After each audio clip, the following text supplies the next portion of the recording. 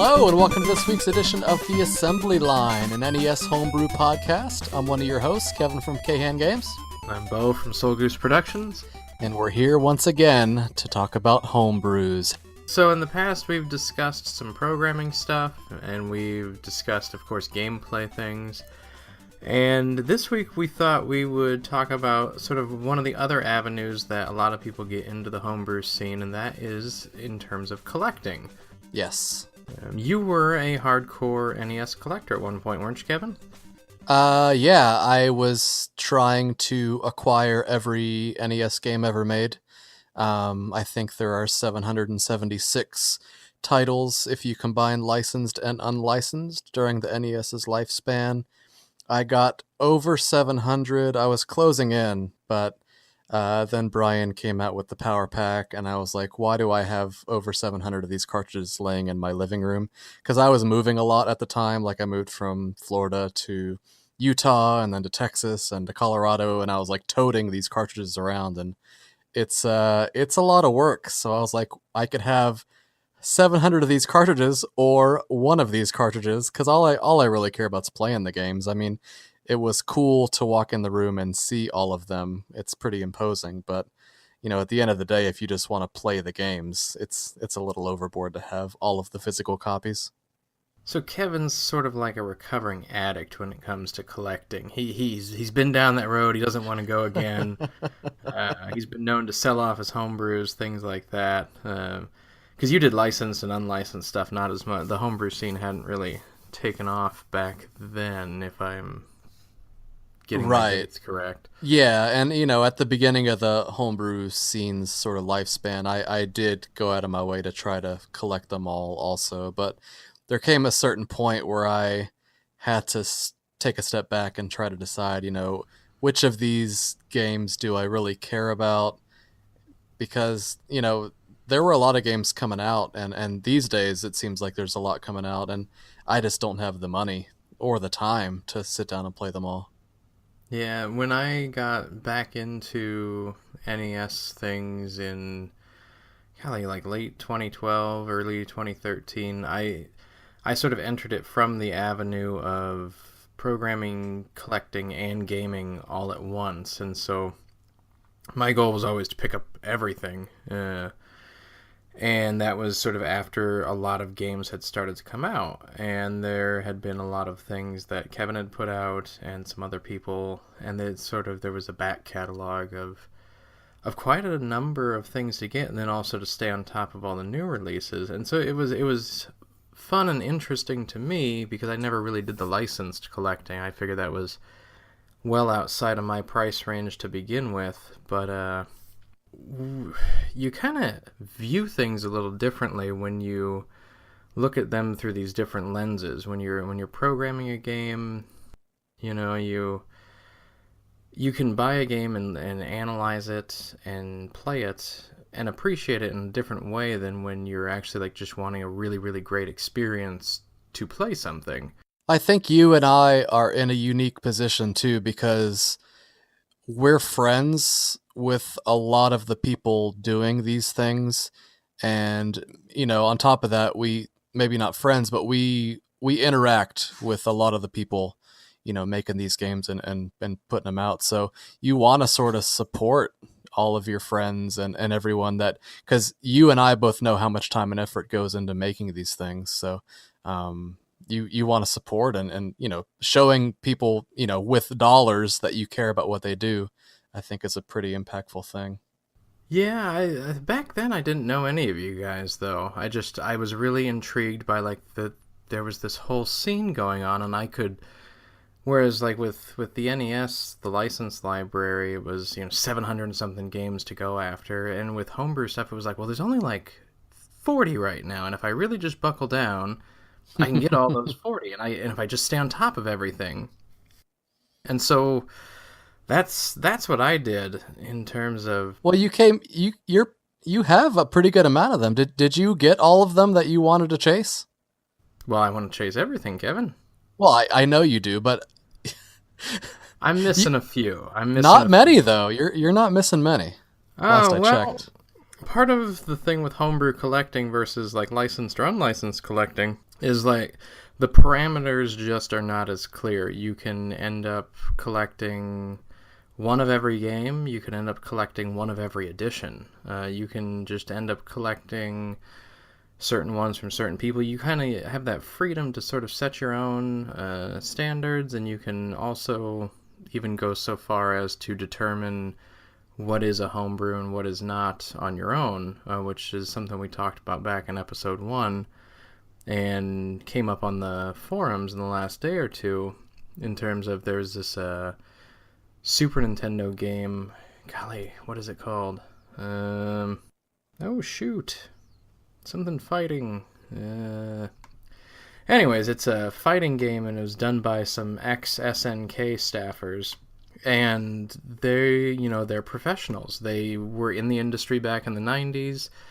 They're not just some guys in a basement doing this, on their free time, even though it is their free time and it's not, their real job. And so there's a bit of debate going on about, well, is it a homebrew or is it not? And it's cases like that that expand or narrow our definition of what a homebrew is or isn't. And at many times with cases like this, it comes down to a personal definition of, is that how you're going to class it, or are you going to class it a different way? Right. You kind of have that option. Unholy Night, that's what it's called. Yeah, and there really isn't a right or wrong answer when it comes to something like that. Like you said, it is personal preference. But on top of... What's that? With that one, anyways. Yeah. I mean, a lot of them are pretty, cut and dry, but that one definitely I could see to where there would be a little bit of room for debate. But on top of that difference, between collecting licensed and unlicensed, with homebrews, they're constantly still coming out. So you're never there.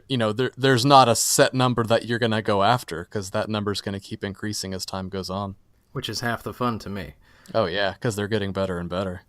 Many of them are, and other times, you're still supporting somebody achieving their dreams, so it's still interesting in that regard. It's a new individual who's putting out something different, and it's their dream, and that's...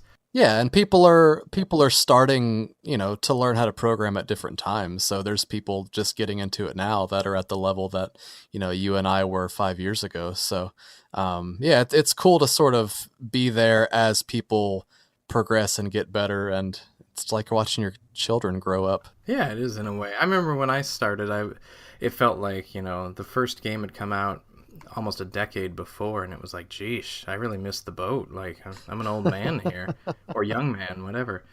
And now it's kind of flipped. Like, people just come into it and out of it, and it's a very fluid community. And yeah, people are asking programming questions, and you're jumping in there answering them. Oh, every now and again. I don't too often, but I always feel like somebody else has a better answer, so I try not to clog it up with my functional but probably less than perfect ways. So with collecting, you are one of the chief culprits. What do you mean? Because a lot of games are not just put out as sort of an indefinite, you can buy this whenever, but they're done in limited quantities and in limited editions, we'll say. Well, yeah, I mean, each individual homebrewer, when they release a game, they have to take a step back and make a decision. What kind of money do I have to invest in this release? And for some people, it's, 20 cartridges and that's all they can put out, and that's that. Some people can put out 100. Some people go for larger, 350 complete in box copies. So every different game that comes out, there's sort of a different limiting factor on just how rare it is. So with your very first release, Frogger, you did a regular edition that was sort of willy-nilly. You could pick it up whenever on Retro USB, but you also did, what was it, 10 or 11? Pink Lady... 10. 10? Okay. They were Pink Lady Frogger, nice wood box, clear cartridge shell, a bunch of bells and whistles. Walk us through that. Well... if you remember. And that my memory is definitely not the greatest, but back then, it was one of the first homebrews that was sort of released in, in a manner to where multiple people could could sort of jump on board and get it. But with that being said, there weren't a lot of games that were doing special editions back then. And at the time, if my memory serves, there were a couple reproduction games that the Nolan brothers were putting out, and they would do what they called a limited edition, to where they would sort of release like a special box, and they sort of tried to play it up a little bit, but it didn't really seem at the time that the special editions were very special. So I wanted to do something creative because, I went to art school. I have a graphic design background. I try to do things that people might think artistically are nice to look at. So I used to spend a lot of time going to craft stores because the girl I was dating at the time, she was into crafting, and I would be dragged there a lot of the time to sort of look at different fabrics and this and that. And I was, bored a lot of the time. But since I was forced to go there so often, I was familiar with, the types of stuff they had. So I knew that they had these little, I think they're like cigar boxes. But I think, I thought, what can I do with this? I can turn this into something pretty cool. So I just, sort of bought those and thought, how can I make them creative? How can I make them special? And I thought it would be really cool to design a themed box taking the lady frog from the game, because she's just some random frog in the game that you can pick up to bring home to get bonus points. And I thought, man, it'd be really cool to name this special limited edition after this pink lady frog. So painted the boxes pink, and it really sort of popped. I got the artist, one of my artist friends, Dave, to draw some individual sketches, different sketches for each of the 10 boxes. And I sort of just did everything I could to sort of make it pop. And as time went on, it sort of turned into this sort of mythical release that was hard to attain. The 10 people that got copies, they didn't want to part with them. That they really considered them special, and I didn't keep one for myself because I never do. But I'm sort of kicking myself for that because they were. I think they're worth over $1,000 now. It's pretty ridiculous. They've dropped a little bit. I think the last one sold for like $670 or something. That's still ridiculous. Yeah, well, yeah, considering it's they weren't sold originally for that price at all. Yeah, no, not at all. You gave away most of them, didn't you? Yeah, I gave away, the ones to the people that helped me put the game out. I think I only auctioned like two of them. Do you remember? 2 or 3, if I recall. It's crazy. I know Ross got one at Campout that year. Oh, and I think I gave one to someone who won a competition. Yeah, that was Berger, yeah. Okay, yeah.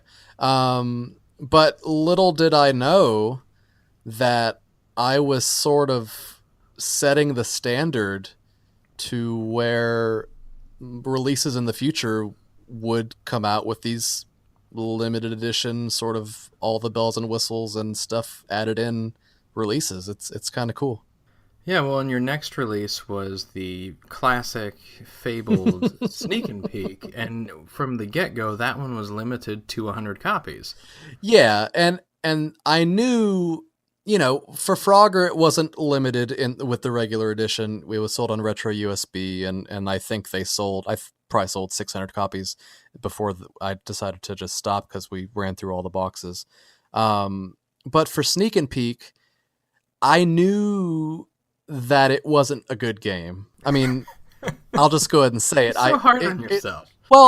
It's a game that I grew up playing on Atari with my friend Keith, and for a child, growing up and playing hide and seek on a video game in your house, to even talk about it sounds ridiculous.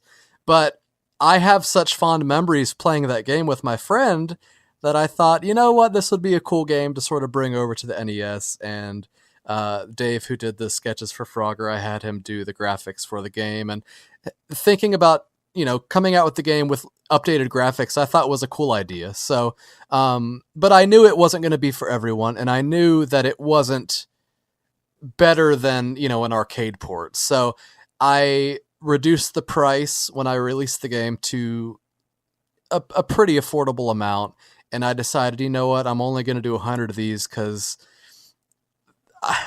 I don't know. I honestly didn't think it would sell more than that, so I just set the number at 100, and it came out, and they all sold, and now people are looking for it, and it's hilarious to me. Well, it's even more hilarious because you can get it on your 4-in-1, but they want that original cart. So around the same time of Sneak and Peek and Frogger, Sivak, who we did his battle kit in episode 1, he'd also released a few limited editions with his Geminim, Siamond, and Mystic Pillars. And then Al Bailey had also done some limited versions of Sudoku that had sold out and whatnot. And it started to create this sort of sea of different releases, different variations on the same release that over time people started to pick up. At first it was, they would resell for double what somebody paid or a little more than what somebody paid, but by like 2013, 4 or 5 years later, they were going for triple, quadruple the initial price, and some of them go for way more these days. But it created this sort of collector community around it because there would be people that would buy to resell, there would be people that would buy because they were interested and wanted to keep, but then they would eventually get out. And just a bunch of different folks, just like normal NES or video game collecting. Like, everybody collects for different reasons. But there were so few copies that a lot of the prices jumped around, and they trade hands so rarely, a lot of these. And I think it really created a divide in the community because It did. it became apparent, that the people with the deepest pockets were the ones that were going to wind up with these. So the people that actually wanted them to play, there was a little bit of resentment there. But it turned into this avenue to where we as developers, we sort of needed to put them out because monetarily it only made sense because that was the main way that we were being compensated for putting these games out. So for us, it was almost essential. But then over time, with everyone doing it, I think it just sort of started rubbing people the wrong way because it looked like we were only doing it for the money. So there's a little bit of, I think, weirdness there now to where the market for limited editions is down. But it I collapsed think, over the last yeah, year and a half. but I think the collectability is still there because people are still really putting out some cool limited edition stuff.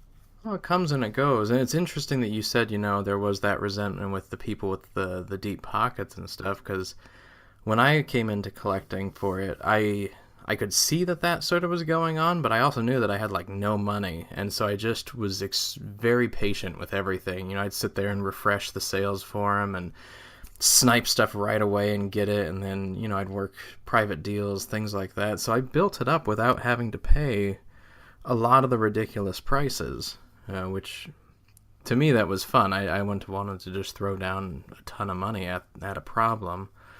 Oh, and I do remember in those early years, once after, I think it was after Sudoku, somebody stated very publicly, like, anything that somebody can just make at any time in their garage is never going to become collectible in any way. And that just that's not the case, because people haven't, you made those 10 Lady Froggers, you haven't gone back and made more just because people wanted more. Like, you're sort of done once you've done a run, and that's sort of the brewer's honor, and you go on with things.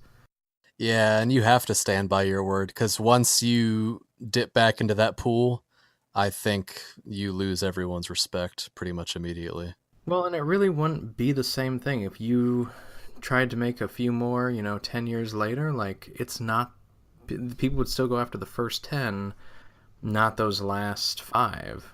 It's a different release for many of us. That probably comes back to one's own parameters, though, because I'm very particular with how I organize my releases and such.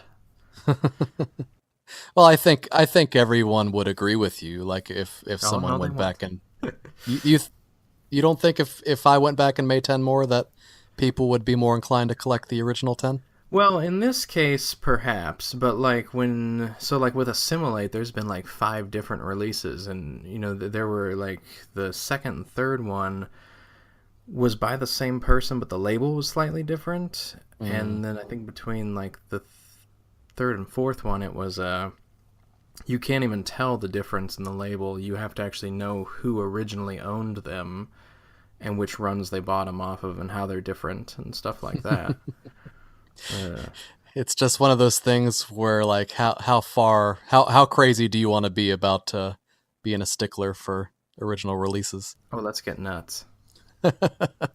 Signed certificate copies of, yes, this is from this person. Oh, man. So we want to talk about a game today, don't we? Oh, I guess. I could talk about collecting all day. What game are we going to talk about? So the game we're going to talk about this week is the Homebrew World Champs 2012, also known as the HBWC, which is it was a compilation cart done back in 2012. It features 5 different homebrews, and they're arranged sort of like the Nintendo World Champs from way back in the day, where you play a little bit of one game and it goes to the next and it goes to the next. And the games on it are Seagull, Slappin', Chunkout, Virus Cleaner, and parts of Ultimate Frogger. So we are going to talk with Paul Sargent, just known as Paul around the forums and the internet. He did a lot of the planning and setting up with that and sort of the coordinating of these games by 5 different people. So you there, Paul? I'm here. All right. And Paul is also known for doing things like he hosted the famous campouts back in the day and some other activities. But you sort of were in charge of this Homebrew World Champs project, weren't you? Yeah, it was just kind of a random idea we had once upon a time, 6 or 7 years ago at this point. I was just kind of talking with someone one night about, making a more modern or just a different version of the Nintendo World Championship. And the original idea was to use games that everybody loves, Punch-Out, Contra, but Bunny Boy pointed out that that's a quick way to get sued. So there was no way that we were going to be able to use any kind of games that we grew up with. So it would have to be all new games. And so the idea was born. And luckily I know a bunch of wonderful programmers who write wonderful Nintendo games that are really fun to play. And everybody worked together. And the idea was born and actually worked. So how did you choose what games were going to be on it? That was honestly it just fell into place more than being chosen. With your game, Frogger, I was one of the beta testers on it, so I was really familiar with it, and I really liked how that game was and thought that it would be a good fit. Z-Zap was kind enough to just offer both Seagull's Revenge and Chunkout 2, which kind of added a puzzle element for the Chunkout, and the Seagull's Revenge is just kind of cool, pooping on people. MRN then chimed in and offered to redo his Slappin' game to add another game with just a more wide variety of skills needed to try to get the best possible score. And then Virus Cleaner, right? Yeah, and then Rob's game. Yeah, I can't forget Rob. That game to me is probably the most infuriating of the 5. But I won't dwell on that because I'll get mad. I see. So let's see. The Homebrew World Champs came out. It's on a full cartridge with dip switches and all of that. And a couple years before that Brian had released a reproduction of the Nintendo World Champs. And how did that kind of influence, or did it influence, sort of the enthusiasm for this type of cartridge? It seemed to. I mean, there was, as soon as we announced it, and, which it kind of had a botched release, let's be honest. We did a limited edition set that we called it the Nintendo Age Edition. Nobody that was involved in it really wanted to make any money off of the project, but at the same time we wanted to raise some money for Nintendo Age to help with the server costs and, just our way of giving back. So we had some complete in the box versions made, but we used the universal media cases instead of an actual box. So we had manuals printed, we had an insert printed, we had cartridges made, and we auctioned those off.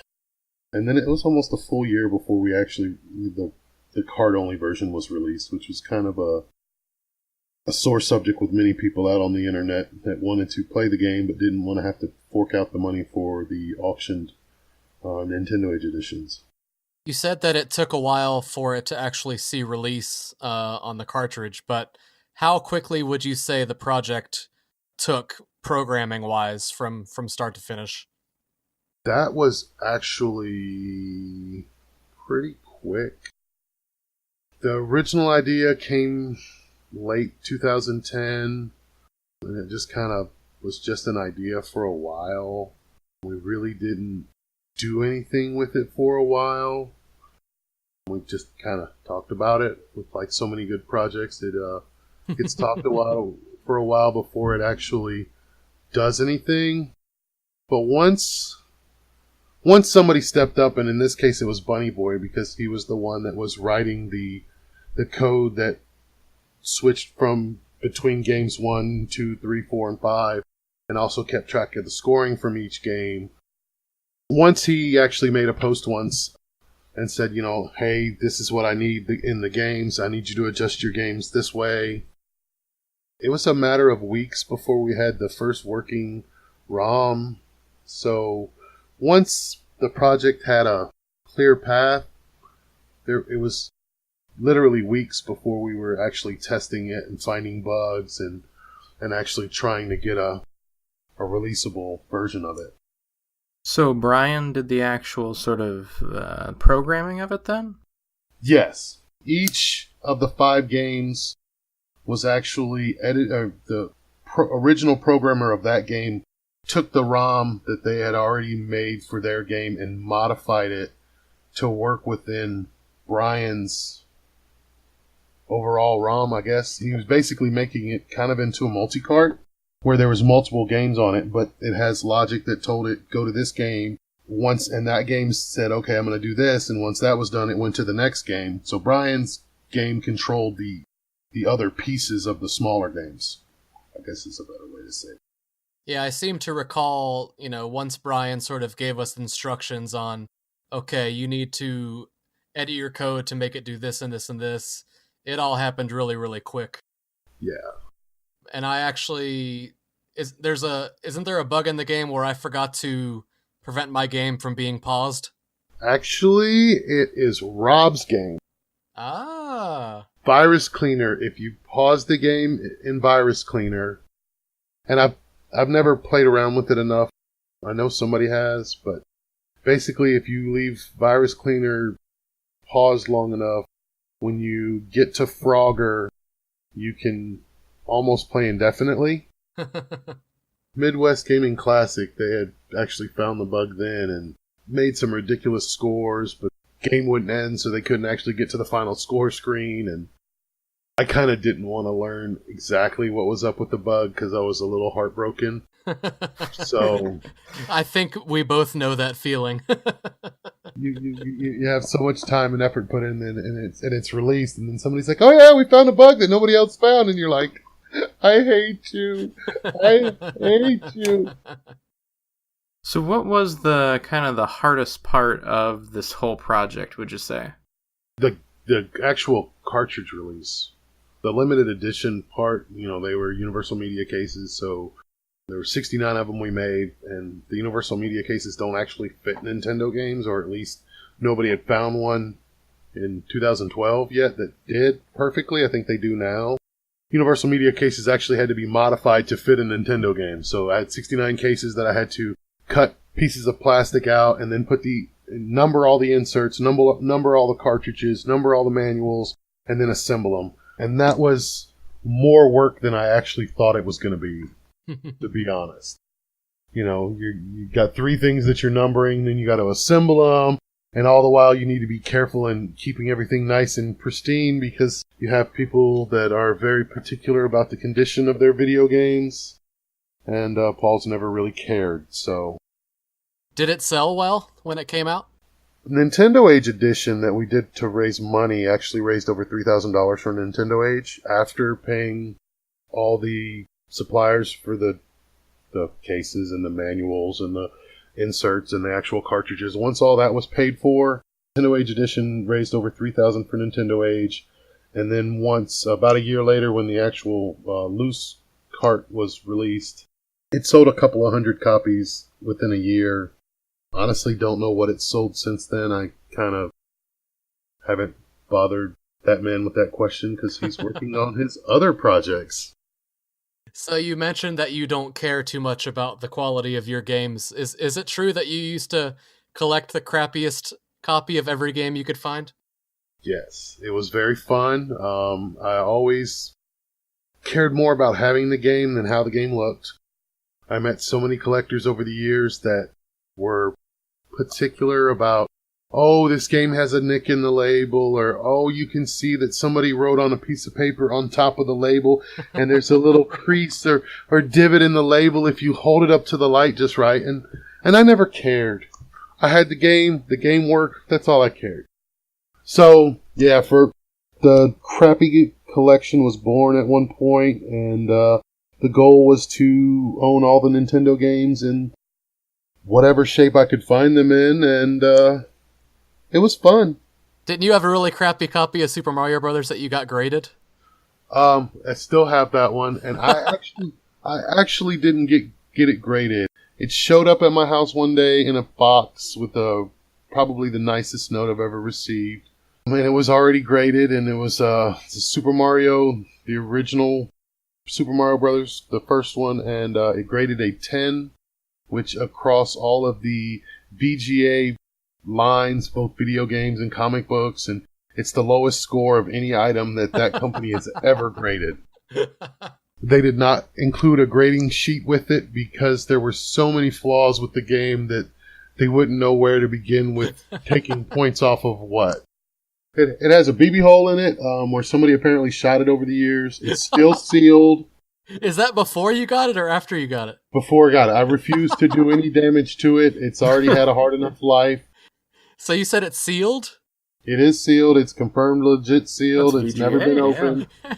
But someone shot it with a BB gun. somebody shot it with a BB gun. At least that's what it looks like. It's a very small hole tear it goes through. It looks like it actually goes into the game. I'm not really sure. Is there a picture online of it anywhere? Oh yes, there is Okay. a picture on Nintendo Age, I'm sure. I'm going to link it to the podcast description so people can look at it. It's your avatar right now, I think.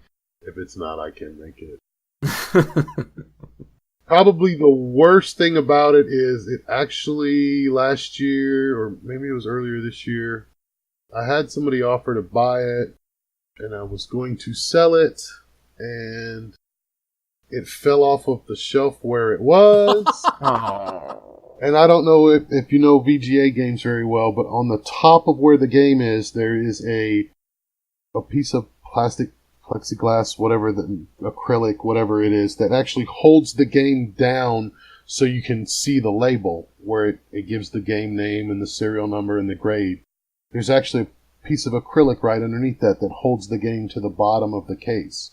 Well, when the game fell off of my TV stand, a good 6 feet from the top to the ground, it broke that piece, so there's now a loose piece of acrylic inside the VGA case. So not only is the game crappy, but the case holding the game is crappy. Yes. Perfect. When did you kind of start collecting games? On and off over the years. When I was, how old was I? 19, 20, kind of had my first real job. What? That's not really when I started collecting, but that's when I really realized that I missed it. And I got a Nintendo, and I got a couple hundred games, probably 150, 200, and had some fun. And then, the PlayStation 2 came out, and I traded them all in and bought a PlayStation 2. And then a few years later, my wife and I got married, lived in an apartment, and I started having fun, going to flea markets and thrift stores and looking for games, and started collecting Nintendo games again.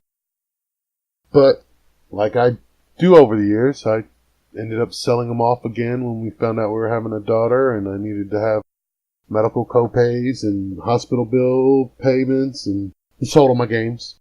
So I really collected on and off. I really got serious about it probably 2010, after I really got to know a lot more people at Nintendo Age and met a lot of wonderful people, made a lot of friends.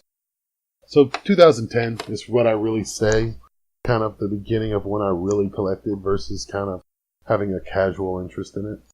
You joined Nintendo Age pretty early on, didn't you? July of 2007. Oh, wow. How did you wind up finding the website?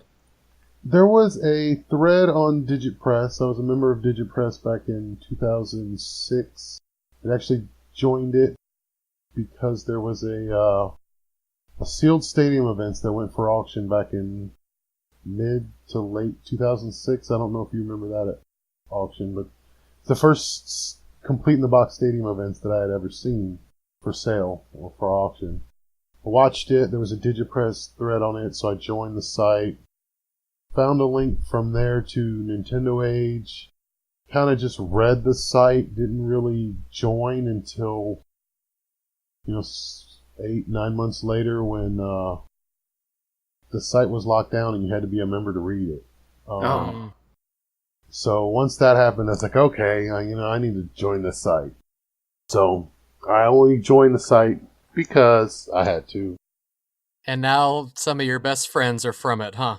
Yep, many of them. Kevin, Dave, Randy, Jason, Kenneth, Amanda. I could name them for days. Brian, the one I've only met one time in actual real life. So you've played sort of a large role in the homebrew community over the years with the Homebrew World Champs, and you did some support work for Retro USB and just promoting things at Campout and whatnot. But is it true that you are the sole reason that Leisure Suit Larry exists?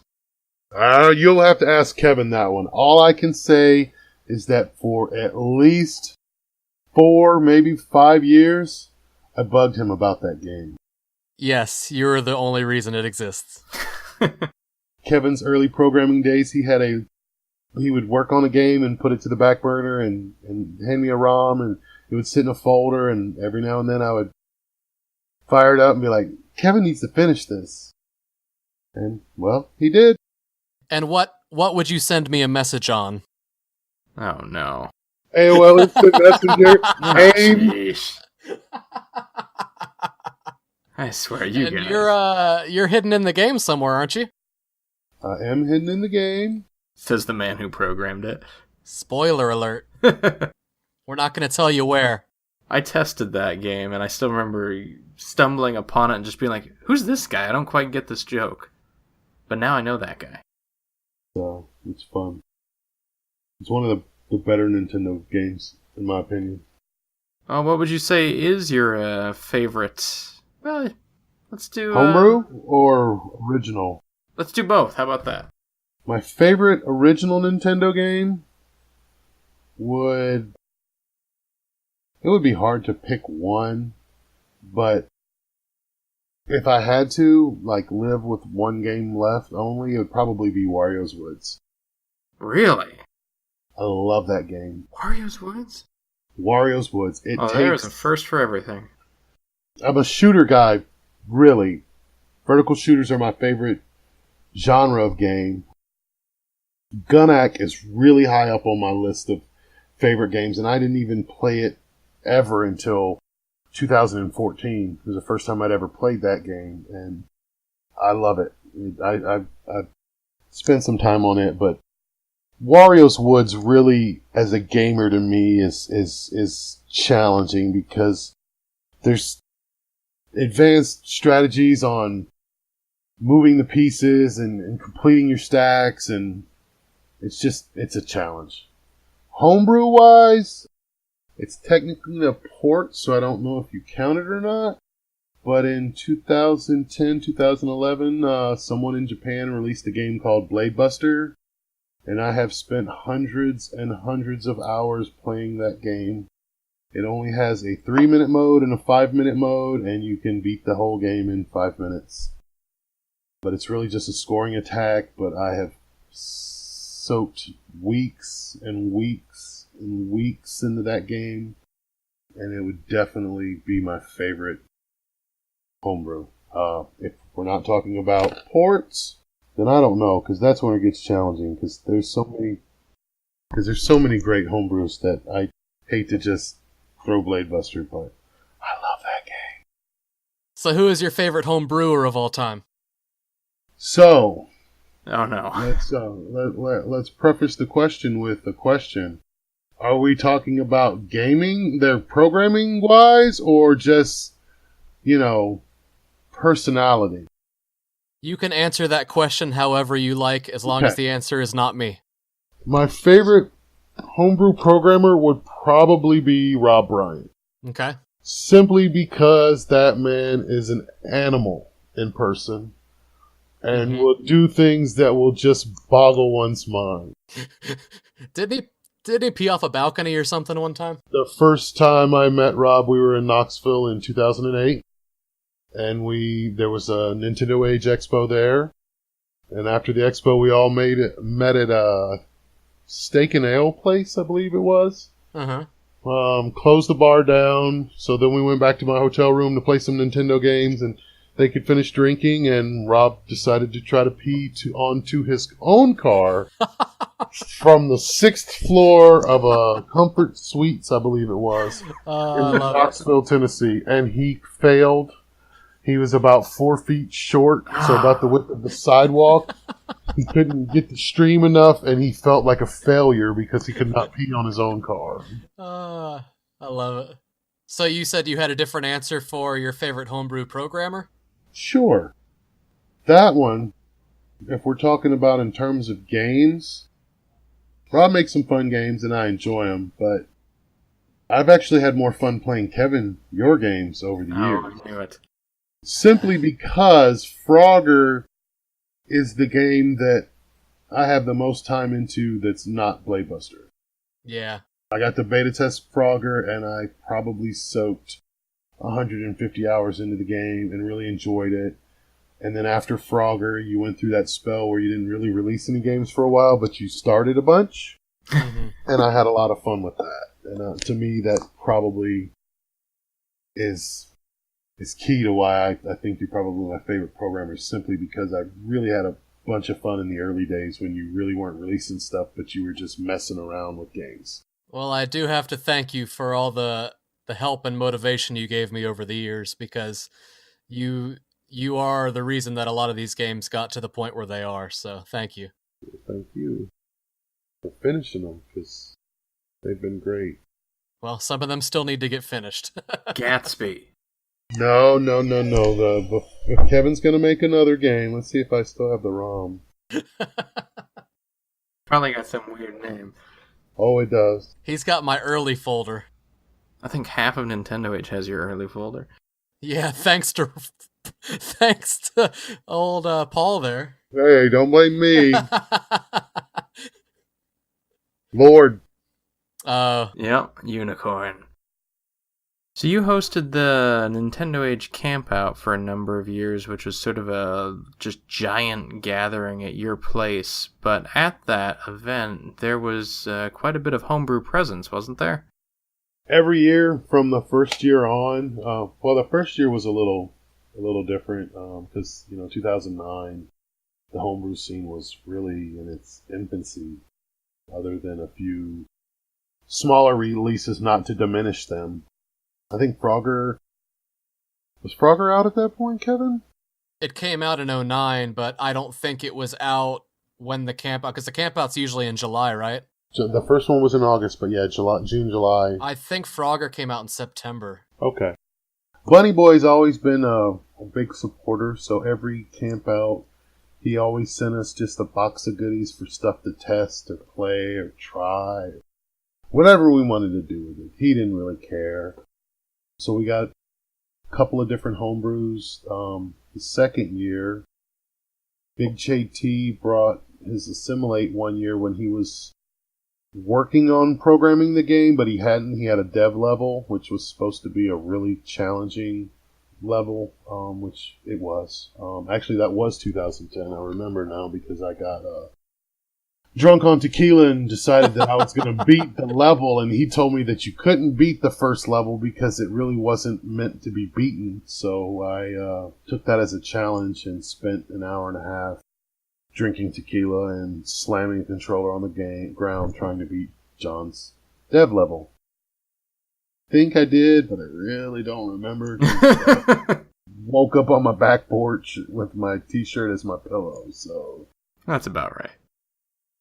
The homebrews have really, though, honestly, always been a big part just because it's a great time to showcase to... Some of the members really, at the time, didn't know a lot about the homebrews and didn't really realize what was possible. So, you know, every year something happened. Somebody brought a new game or shared a new game.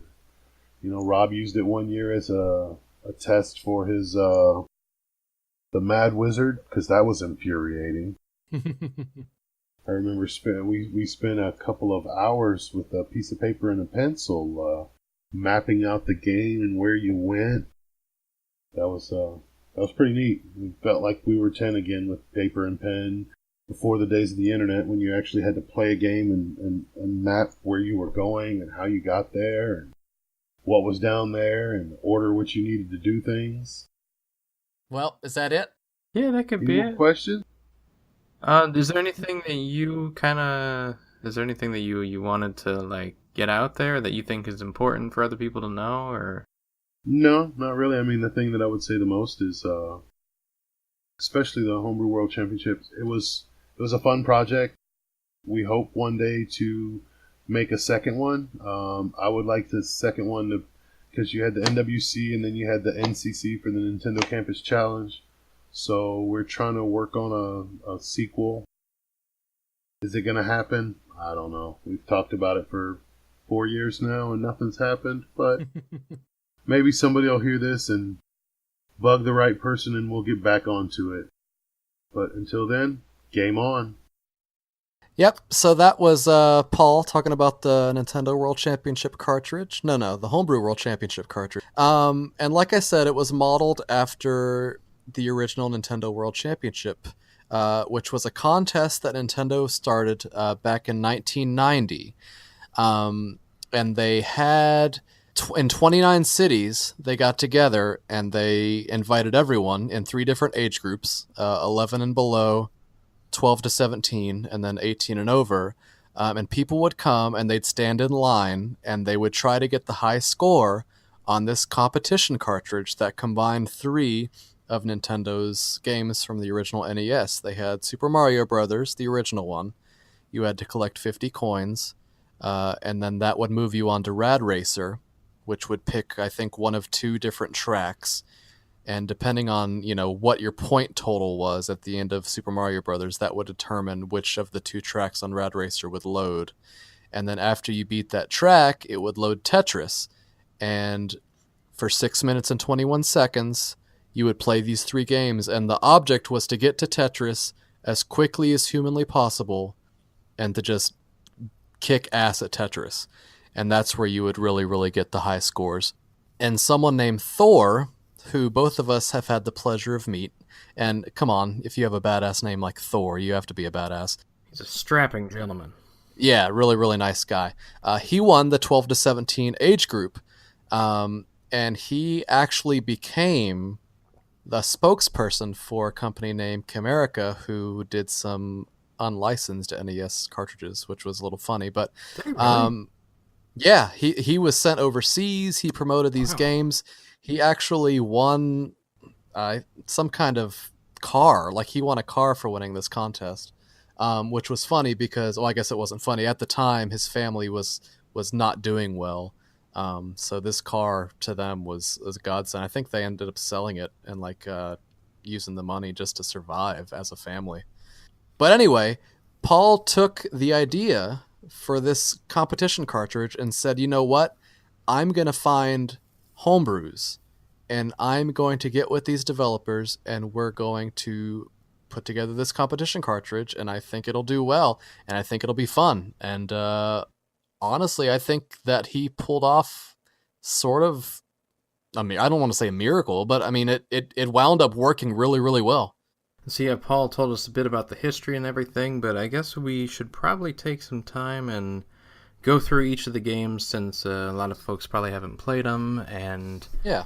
they each kind of have their own strengths. So part of the thing with the Nintendo World Champs was that each game sort of had different goals, and they related in different ways. You weren't just, running through 3 levels of Mario. You were running, racing, and puzzling. Mm-hmm. And so you want to take the first game, or you want to go every other one? We can do every other one as long as I remember the order. The first one was Seagull's Revenge, right?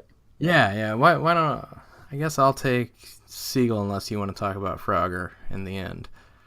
No. Okay. So yeah, Seagull's Revenge. It was done by James Todd. It goes by ZZap. Actually, 2 of the games on here are done by James.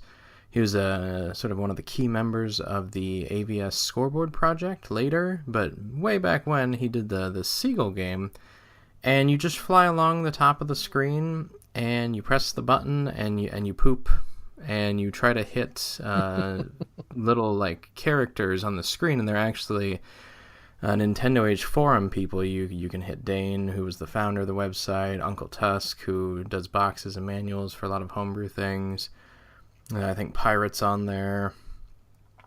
2 other Yeah, and people. you could tell it was very much, I mean, it was a community effort to put this out, and Paul is really close. Back then it was a lot smaller than it is now, member-wise, so Paul was really close to a lot of these people putting this out, so putting all of these members in Seagull's Revenge was very nice. I think it's a nice tribute. Well, it was used for a couple different things, the Nage Hunt and then also the Halloween one. But this version, like when you start up the Homebrew World Champs, this is the first thing you're doing within, like, you press the start button and boom, go. Like, and you want to knock down all 5 or 6 people as fast as possible so you can move on to the next game and go, Yeah. Kevin. Well, and we should mention, if you miss someone, it respawns them Oh, all, yeah, right? it does. Yeah, That so you is have to killer. poop on all of them without missing. And I did the music for it, but we won't get into that. Oh, I guess we will, because we're going to play that music in a little bit. Yeah. But the second game is Slappin'. Yep. And Slappin' was done by Michael Swanson. Is that his name? Am Yeah. I getting that right? Yeah, Okay, yeah. just making sure I'm not screwing that up. Who went by the very pleasant name of Mario's Right Nut on Nintendo Age. One of the nicest guys you'll ever meet in person. Very quiet. Very unlike his online presence, I thought, but super sweet guy. He actually did a lot of the there's a series of tutorials he did on Nintendo Age to teach NES programming. But in this game, it's sort of not a tower defense, but you have basically a gun in the middle of the screen that you can shoot to each corner, up, down, all around the screen, and enemies are sort of closing in on your gun, and you have to slap those buttons as fast as you can to kill them. And you have, I think, how many enemies do you have to kill to move on? 50. Is it 50? Okay. Yeah. Yeah. So it gets pretty intense. Oh, it gets real intense because if you clear them all without getting hit, you get a double score. Mm. So that can make it's like 200,000 extra points from doing it perfectly, but it is really difficult to do well. And then after you kill 50 of those, it leads into Chunkout, another Yes. game by James Todd, and this was sort of his sort of great puzzle game. It came out on the Game Boy and some other stuff, but you have square, and it's filled with red squares, green squares, blue squares, red, blue, green, and then red circles. And anytime that 2 are connected, you can hit those 2 and they'll disappear, and then everything will sort of shift around. And the trick is to get as many things as close together as you can, so that way instead of doing 2, you can clear 50 at once, and your points jack up because of that. Yeah, and it's funny, when we were putting this together, we didn't really know at the time, how the strategies people were going to be coming up with to get through the competition cartridge. But this sort of became the point where the player has to make a decision. Do I take the time to play Chunkout smartly and actually try to look at the colors and try to group them and, press A on them at the right time to get the biggest number of, like colors as I can? Or do I just spam A and try to get through Chunkout as fast as I can to move on to the next games? Well, it was funny when a few years ago I was part of a weekly video game night, and this game, the HBWC, was played every week. You got one shot at it, and we had like a chalkboard, and you put your score up there, and it was rather competitive. And I was the one in the group who discovered if you just took your time with Chunkout, you could rack up way more points than with any other game on there. And so yes, I was on the leaderboard for like a week. And then we realized that I'm not good at Twitch games, and it's back to the bottom. But for a while, I was at the top. And that leads us to NES Virus Cleaner by Sly Dog Studios, our good friend Robert Lee Bryant. Man, this is one of my favorite games, but this game was the bane of my existence because it's so hard. Like, I think I was always giving him a hard time when we were putting this together because I thought that he picked way too hard of a level to include in this game.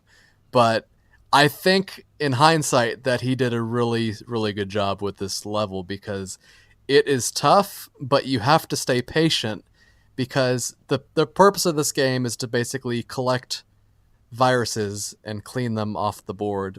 And while you're moving around with this little character, there's little lightning bolts, moving around the screen, and you have to dodge them.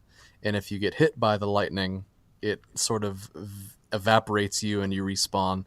But if you stay patient, which I can't do because I want to hurry up and get to Frogger, man, it's good. I like that game. You don't really get any points from them. It's more you're trying to get through that game as fast as possible so you can get to the big bonus, which is the very last game, Yes. which is Kevin's Frogger. And with that one, it's like with Tetris where you just have as much time as you have left, you just get to go the whole time. And you're trying to get as far as you can and score as many points. And it's...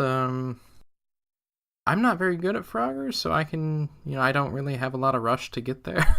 But, then you're trying to catch the Lady Frog, you're trying to get all the bonuses because everything's multiplied. I forget how is it multiplied, though. Yeah, I don't remember. Yeah, but I think the multiplier in Frogger was the highest. So, the faster you can get to Frogger and the further you get in Frogger, the higher the ceiling is for your point total. Did we want to talk about the bug that someone found? Oh, you can if you want. Someone found out that if you pause the game in NES Virus Cleaner and let the timer go past the 6 minutes and 21 seconds, if you unpause it, you can play forever. So Paul liked to do that because he always was trying to beat level 4 and 5 in Frogger, and in the version of Frogger in the competition cartridge, you have unlimited lives. So Paul would pause it, let it get past 6 minutes and 21 seconds, and then get to Frogger, and then just practice the rest of the time. Well, another thing with the HBWC is if you press reset, it will reset the game, but the timer doesn't reset, so you can play endlessly. You can play for like 20 minutes, and it's never going to go to that ending screen. For those that don't want to experience a lot of frustration the way that some of us have. But that leads us to music, right? You want to talk about music now? Oh, do you want to talk about music? You're the music master, not me. Well, just briefly. So let's get into the music from Seagull's Revenge a little bit. A lot of you people know that before I programmed for the NES, I was actually sort of a musician. I did a lot of music for some projects in the community. Back then, there weren't a lot of projects that were coming out, obviously, but they were a lot smaller, and people were just looking for some music to put over the gameplay. So the music I did for Seagull's Revenge was one of the first pieces I ever wrote. So I was just sort of figuring out the system and how you can make different sounds with it. So I thought that I came up with a pretty strong melody. The counter melody's not that great, but what I like most about it is what I did for the percussion, all the drums. So take a listen here and see what you think. This is the music from Seagull's Revenge.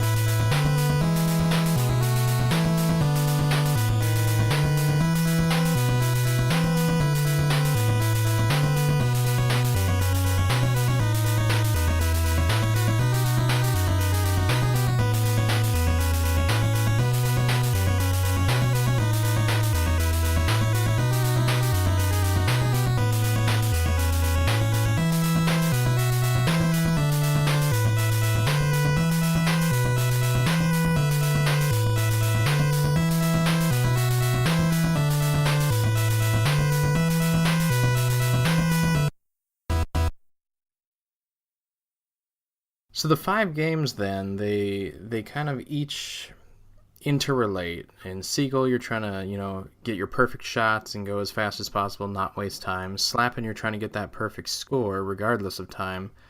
Chunkout, you got to make that decision whether you're going to go fast or slow, try to get all those points, and sometimes the pieces on that one just do not fall in the right places, and, do you hit reset or don't hit reset, hit power? Or do you, just power through? And then you got Virus Cleaner that's just going to suck your time no matter what and really give you nothing in return. All to get to Frogger, to where you want to score big, multiply those points, and, do as well as you can. And so that the different combinations of things works really well. And there's, 5 games on this, which is 2 more than the NWC. How do you find, Kevin, that the HBWC compares to the official NWC? Well, I think there's a little bit more variety, and that, of course, it's beneficial that there are more games than the original NWC. Is it good, bad? Do you like it? Do you not?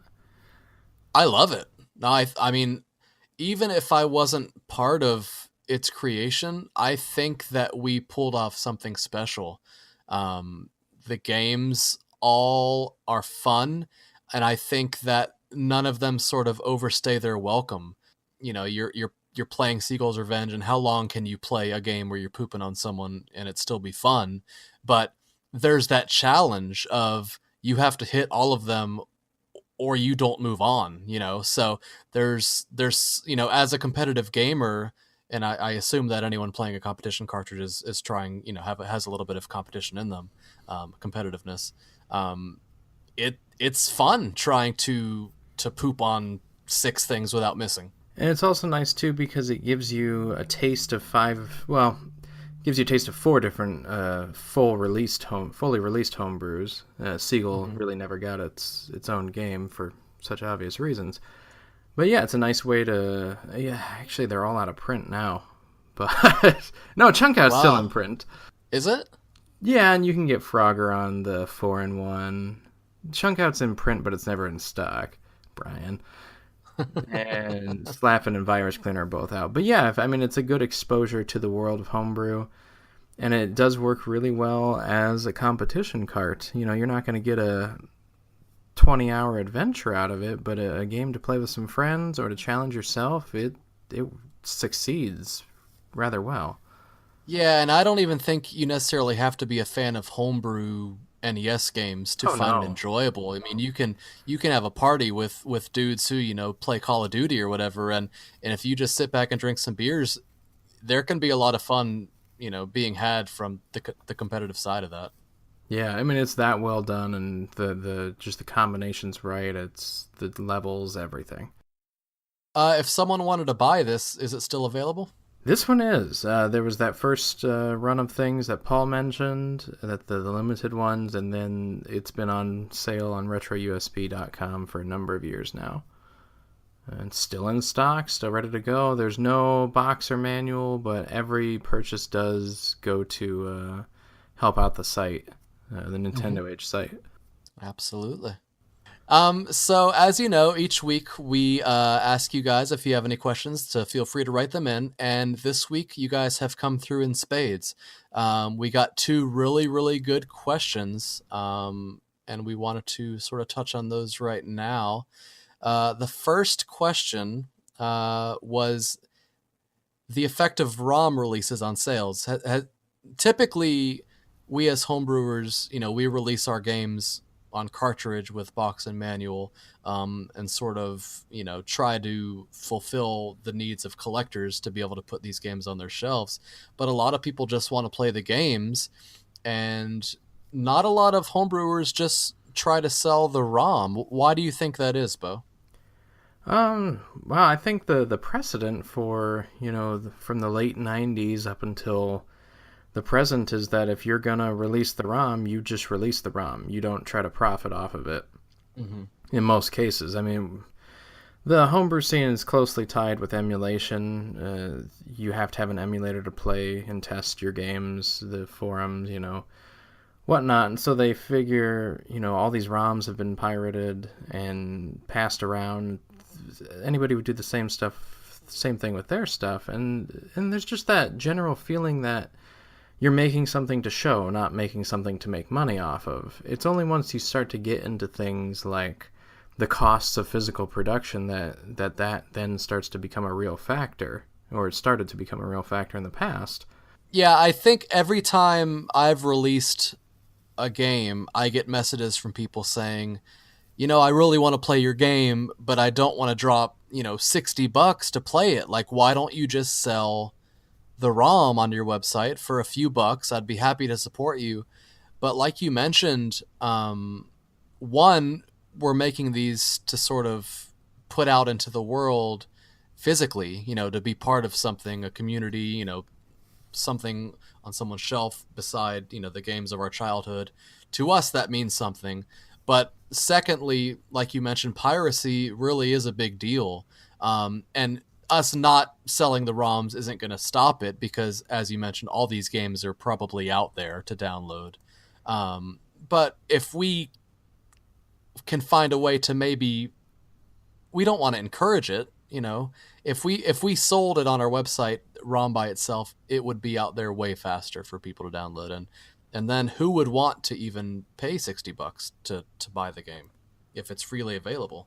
Well, you're also in the situation of if you publicly release it and give it to people, there are those people who will burn it to a cartridge and then resell it. And if you're also still trying to sell a real copy of it, it gets a, or if you just wanted to discontinue the run and kind of give people something unique and special with that one and done attitude, like it gets tricky because they're basically bootlegging the thing that you've given to the community. Yeah, and people that aren't necessarily in the know of what we're doing, a lot of these people that make reproductions, they're going to stumble upon a ROM and they're going to think, oh, I should put this on a cartridge and sell it. Not necessarily taking into account that, oh, someone actually put hours into making this. I remember you sent me a link one night of someone selling Sneak and Peek on Etsy or something. Yeah, and I was like, Annie-T. Yeah, and I was like, what? So I sent the guy a message like, what the hell are you doing? Like, I made these games. Why are you selling them? And he wrote me right back. He had no idea that we were out here selling these games of our creation. He just thought that it was another game that he could make a reproduction of. And he never stopped to think that, we were real people out here trying to not necessarily make a living, but, trying to receive some sort of compensation for these games that we've put hours into making. I know I think it was the Mojon twins, some Spanish homebrewers. Was it them? Whoever did the Genesis, it's a light cycle game, basically. Actually, the Genesis guy who did Poppy Commando as well, they'd put out sort of finished versions of these games with the intent that then they were going to make a cartridge and sell it to people. And in between the month or two where they were trying to figure that out, sure enough, people were pirating their stuff, selling it all over the internet, and there was no point at that point for them to sort of go through the process of having a real release. And then, of course, they were denied that sort of that feeling of being able to put something out there that's sort of permanent into the world. Yeah. So, I'm sure there are people that if we offered the ROM for sale by itself, they would download it for their own purposes and, not distribute it. But I think the bad in this situation sort of outweighs the good potential. Do you think it affects sales, though, which was the actual question we were asked before we sort of got on those soapboxes?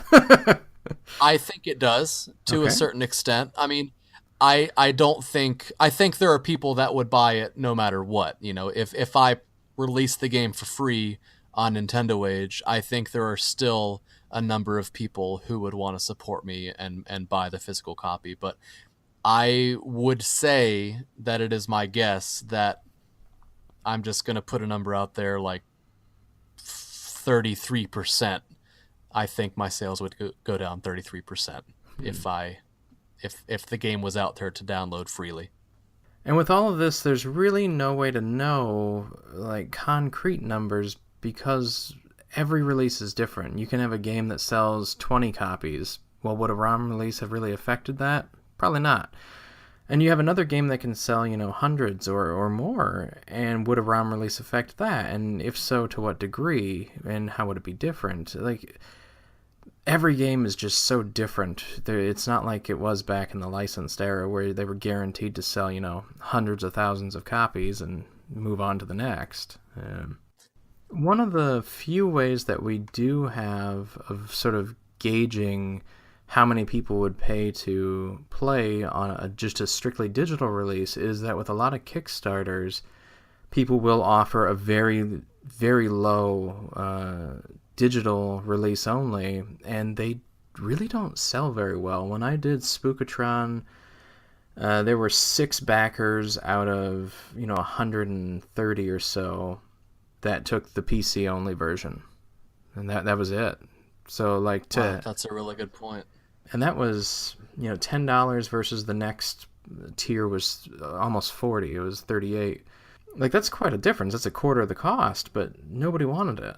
So yeah, and in that same line of thought, when I release a game and have a cartridge only option and a complete in box option, I probably sell less than 10 cartridge only, where I'm selling hundreds of complete in box. So even though it's cheaper, it seems like most people who are wanting to buy these things are wanting the full package, no matter sort of the cost.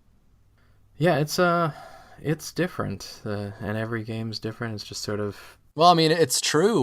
We're sort of just trying to figure out things as we go, and there's really no definite way to do it. We're doing the best we can, and I think we're doing it the right way. So just looking real fast, Twin Dragons, which we've talked about before, had 329 backers. 30 people chose just the digital only. That's... Wow. I mean, I guess that's, what, a tenth? Yeah. Yeah, 10%. Anyways, that first question was from Nathan Tolbert. He told me, and I just wasn't... Is he French? No, he's from, Illinois. Our second question here is from Nick Pruitt, and he was wondering... So after the Nerdy Nights, where do you go? Well, that's a good question. As some of you know, the Nerdy Nights will help you build Pong, and then it kind of just stops. So Kevin, where'd you go from the Nerdy Nights? Well, um, my whole thing after the Nerdy Nights was, you know what?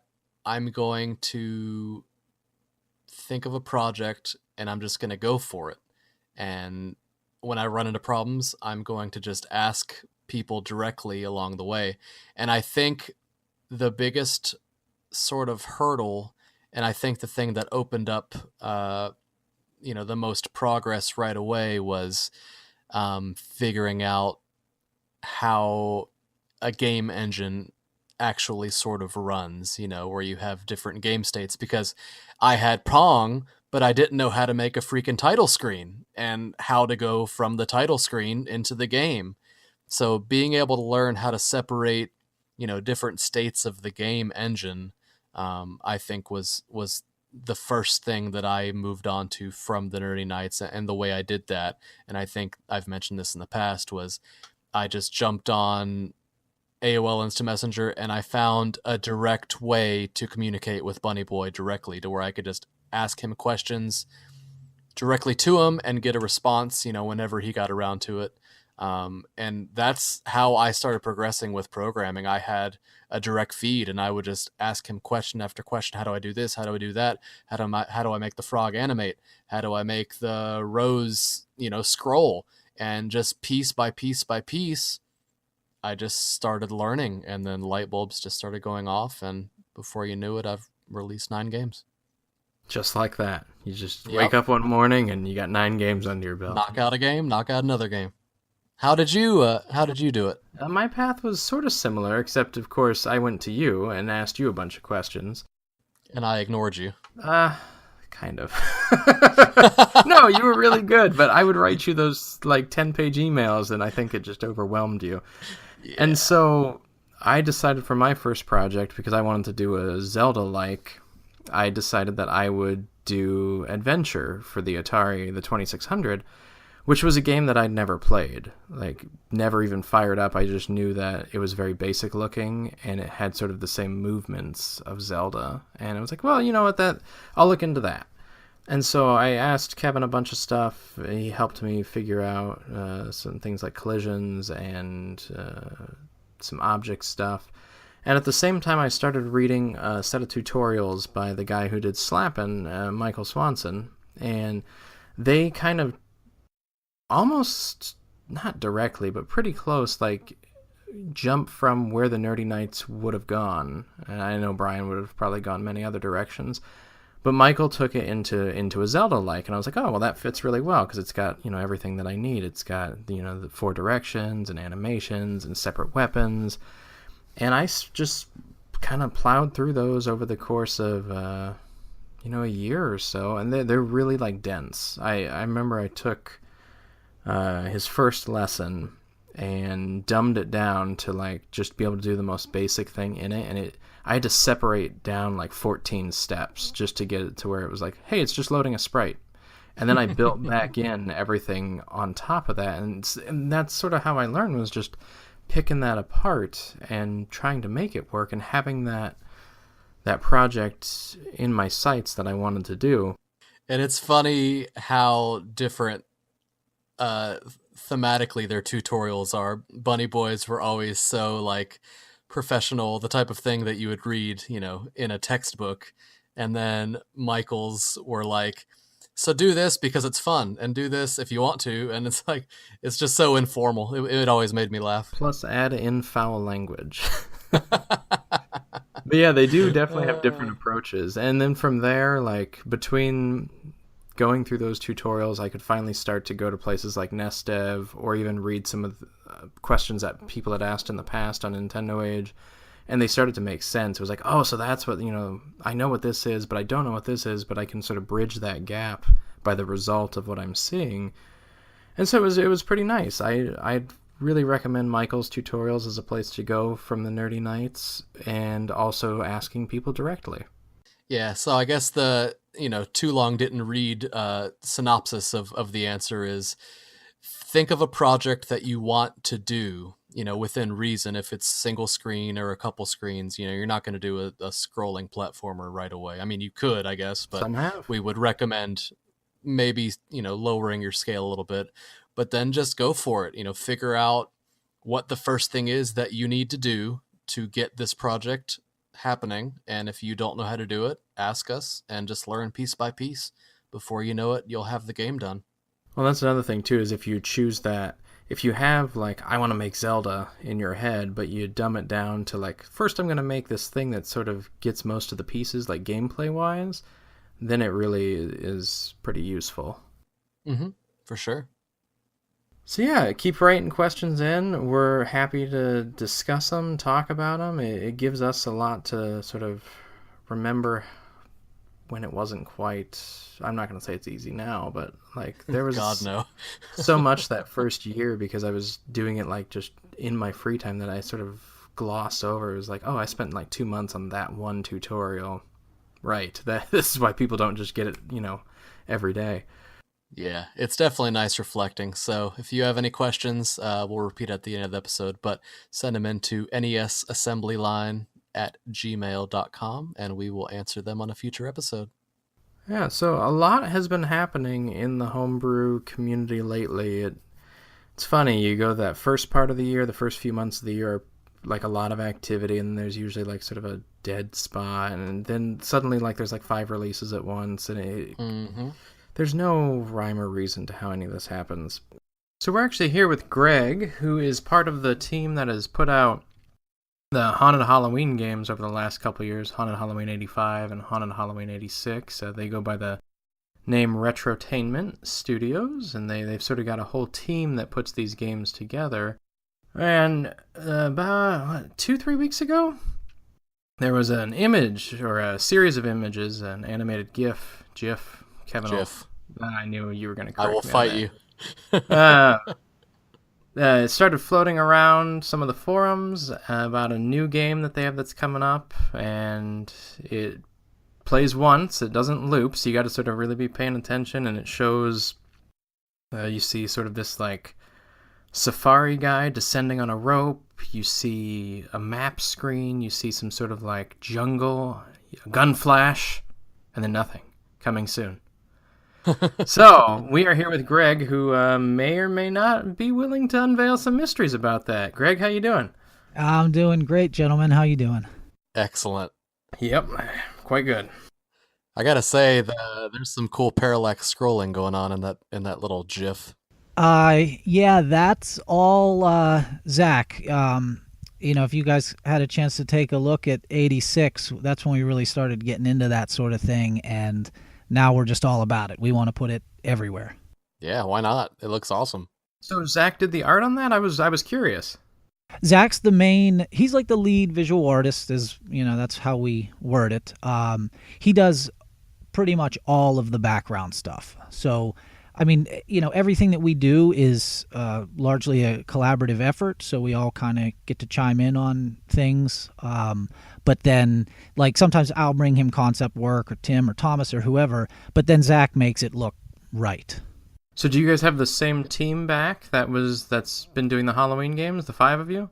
Yep, it's the same 5 guys. Myself, Damien, is the master coder.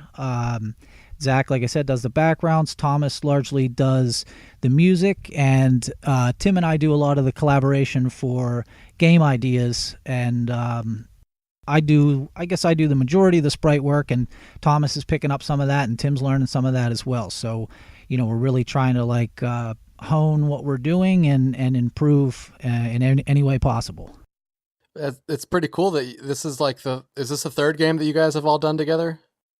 Yeah, this will be number 3. So we're really excited because this is going to be kind of a new thing for us. Obviously, the 85 was totally new. We had no clue what we were doing. And then 86 was pretty much just like, okay, we understand Haunted now. Let's make 85, but try to improve in every way.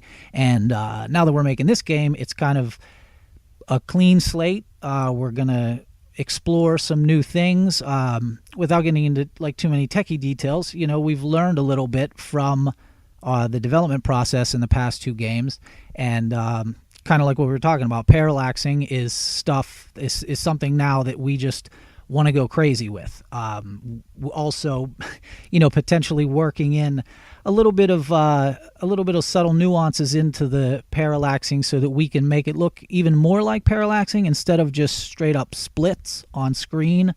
Do a little bit of CHR tile rotation in there to get some things moving the other direction and stuff like that. Just try to expand in every way possible. Well, it looks like you've progressed a lot. I mean, your guys are really pushing things to the limits, it looks like to me.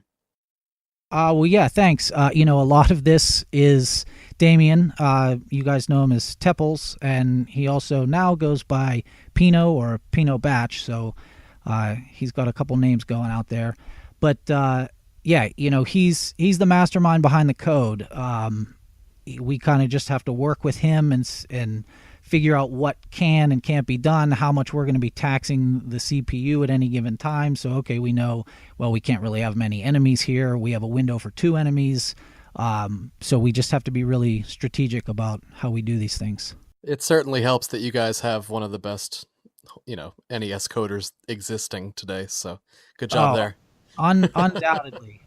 He is, like I tell people, I think that his brain just works in 6502 assembly. He just gets it completely. So technical and design details aside, what is it we're actually seeing with this Safari guy? So the game is called Full Quiet. It's not so much Safari. He's a guy that he wakes up one morning, and you guys will see this in the Kickstarter video that we're doing. He wakes up one morning and he finds that his son is missing and something has taken him. So he sets out on a mission to find his son, and he's venturing out into the forest where he'll encounter all sorts of creatures and beasts and whatnot, and go through different terrains, different landscapes, all to figure out what's going on and find his son. So is it a beat 'em up like the Haunted games, or are you guys venturing into some new territory? No, absolutely no beat 'em up in this game. Ooh.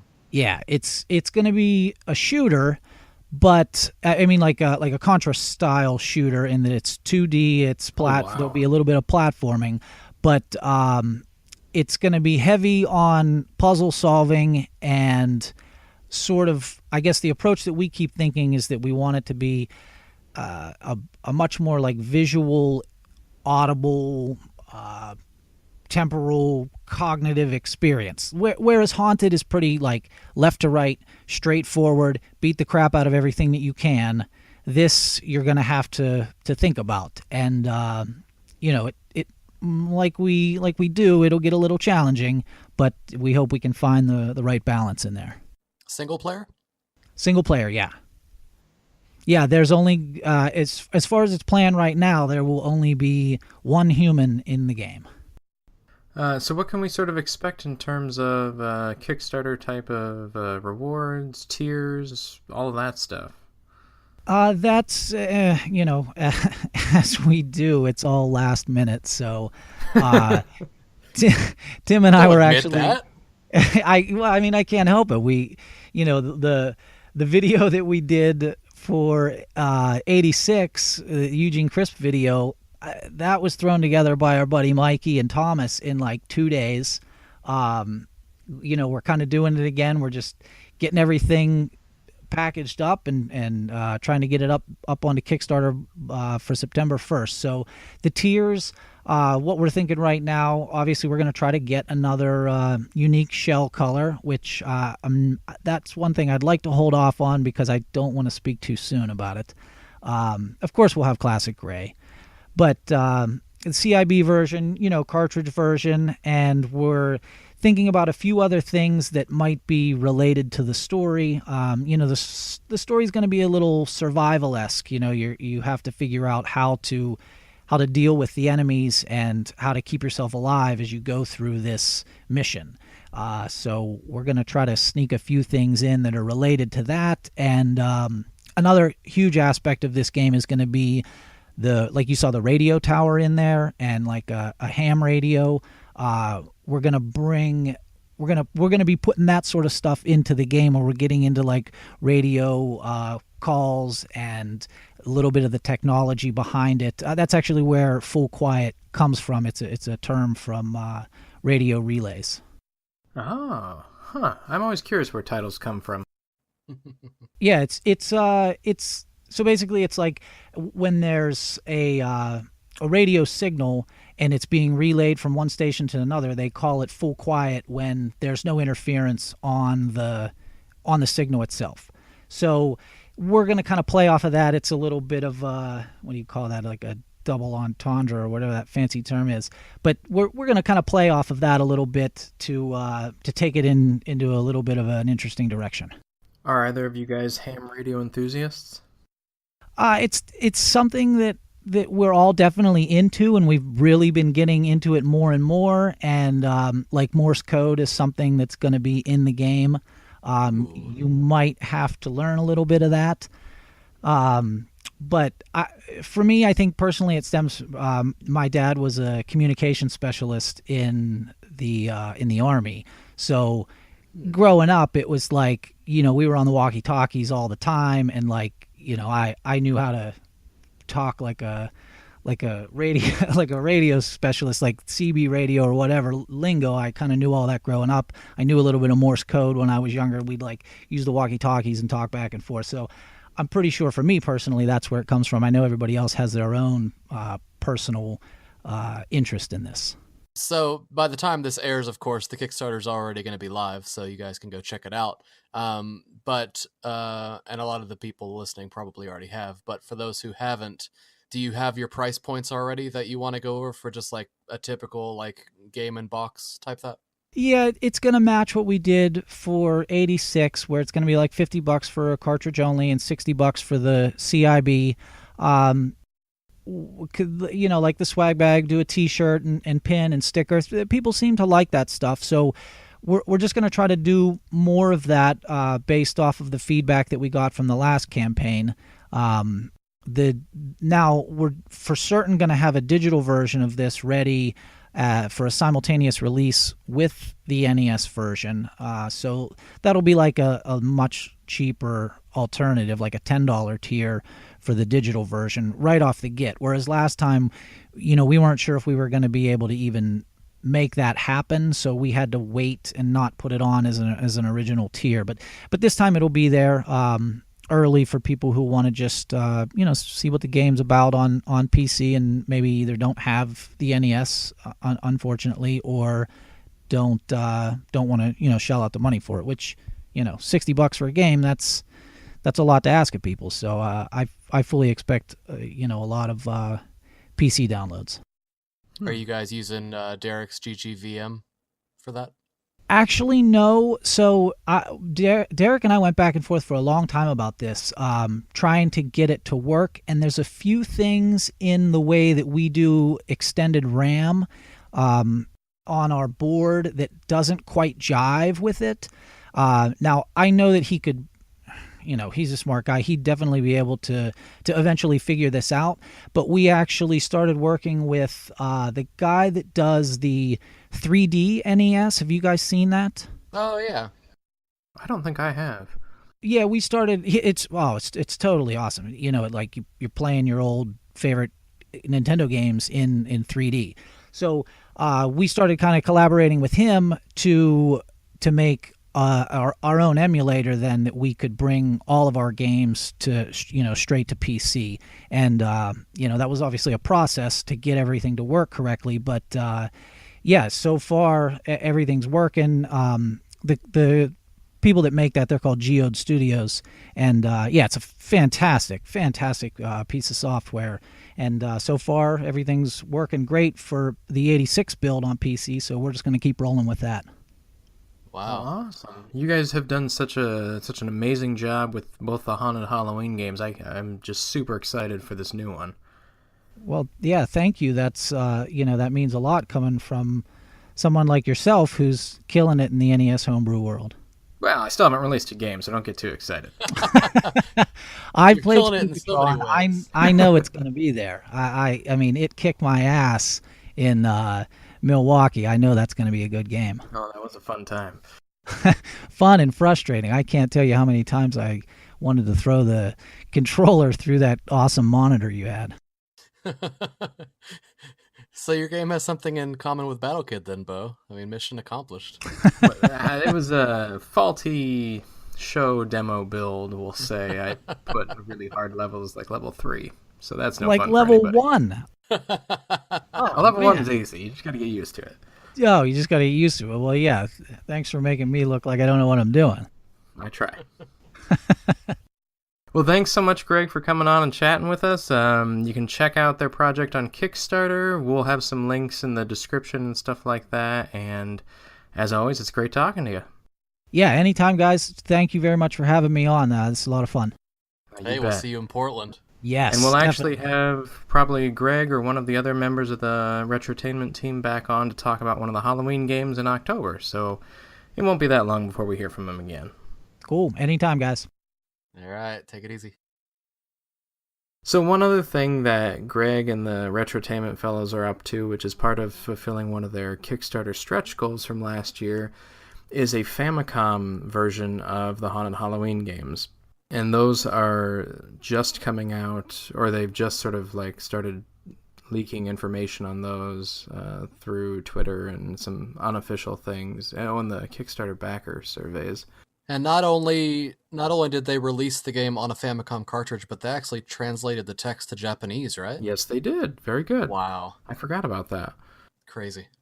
Yeah, so that's also coming out. There was another Famicom release coming out by the Mojon twins, which they've done a few NES releases over the years, the Spanish fellows. What else is going on, Kevin? Well, I think Brian from Retro USB is actively working on the 2017 Christmas cartridge, which is a compilation cartridge of all of the previous Christmas cartridges, from 2008 on. So it's got all of the Christmas games ever released on one cartridge, and the coolest part of it is that it has an LED label, right? I don't know. I'm not on Facebook.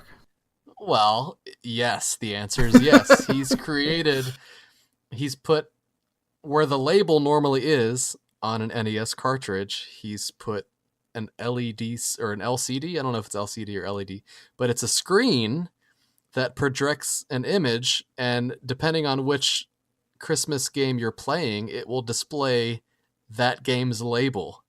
It's really freaking cool.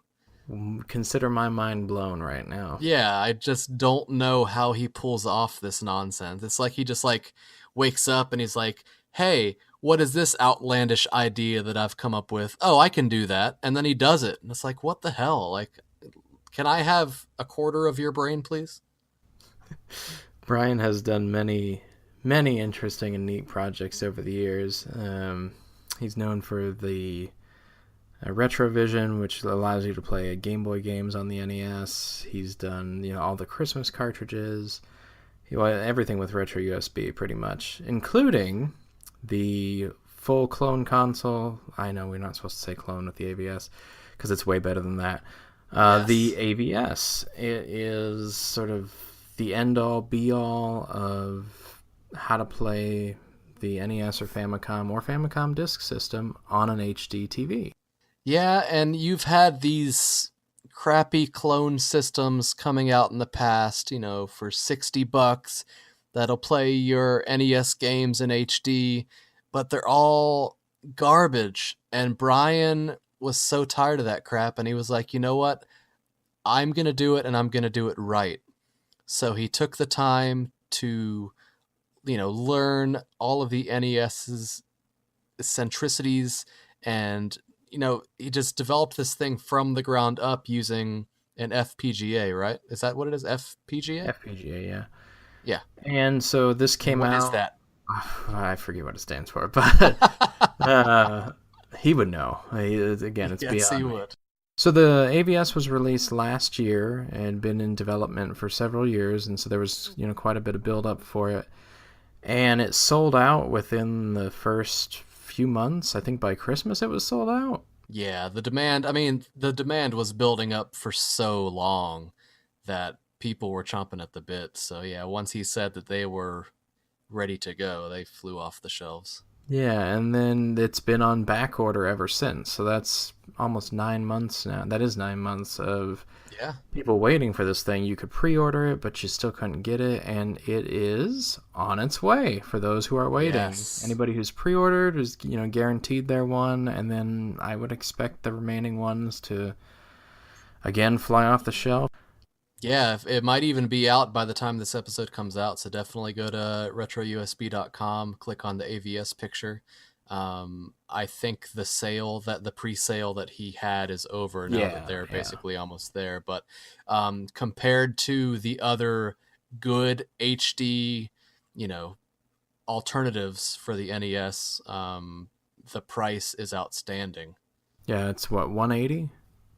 I think 185. Oh yeah, because 1985 for the NES, 185, and then like the closest comparable option is like the $500 analog NT. Yeah, unless you want to modify your top loader with one of those kits. The high def kit. Yeah, the AVS is sort of an out of the box, 100% compatibility option if you want to play on these new HD TVs. It's got really cool features like an online scoreboard where you can upload your high scores to the Nintendo Age scoreboard database. You can have friends lists. It's just really, really cool. It has all sorts of customization features where you can turn on extra sprites. You can stretch the image to whatever you need it to look like for your viewing pleasure. It has built-in, expansion sounds for Famicom games. Just really, really cool stuff. He thought of everything, including the fact that it will work with all of the NES accessories. So the ports in the front for the controllers are spaced perfectly as the original system. And it's got a built-in 4-player support. And not only NES peripherals, but Famicom ones as well. Yeah, man, even the disc system works. So, I mean, you can play anything you want to in this machine, and it will look glorious on your HD TV. In other news, it's been sort of neat to see Rob, after he finished his Black Box Challenge, has now jumped back to one of his old projects, so that would be Sly Dog Studios, a game called Candelabra Estacero, which is related to the Mad Wizard, which we discussed. Was that just last episode? I think so, yeah. Oh, wow.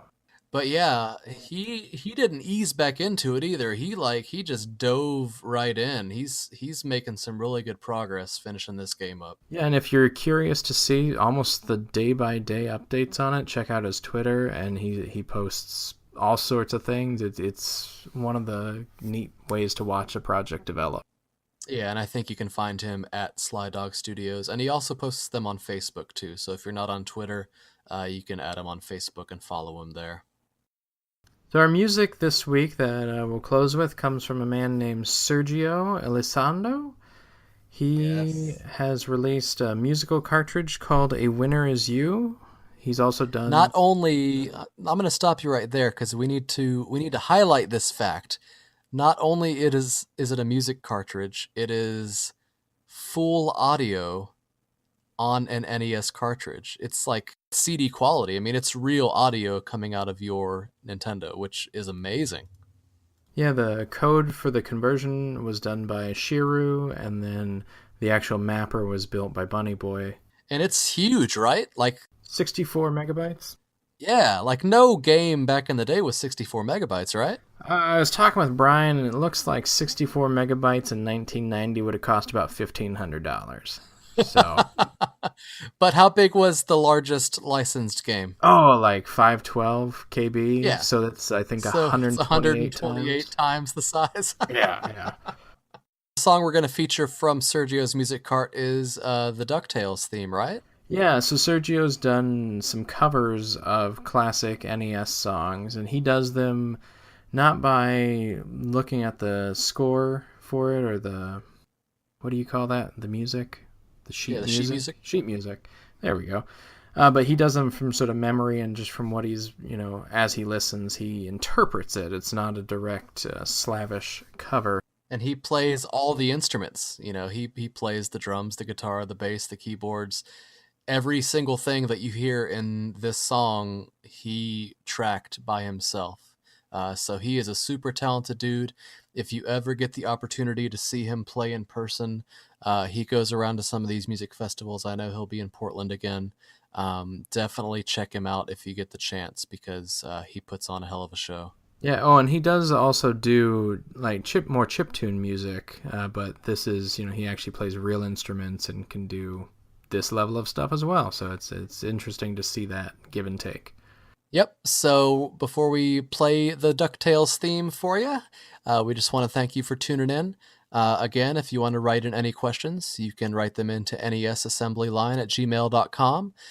You can follow Beau on Twitter @SoulGoose, and I am on Twitter @atonofglaciers. Definitely add us, send us questions, go to Nintendo Age, sign up, be a part of the action. So is there anything else you want to touch on, Beau? That'll do it. All right, guys. See you next time. And here is the DuckTales theme by Sergio.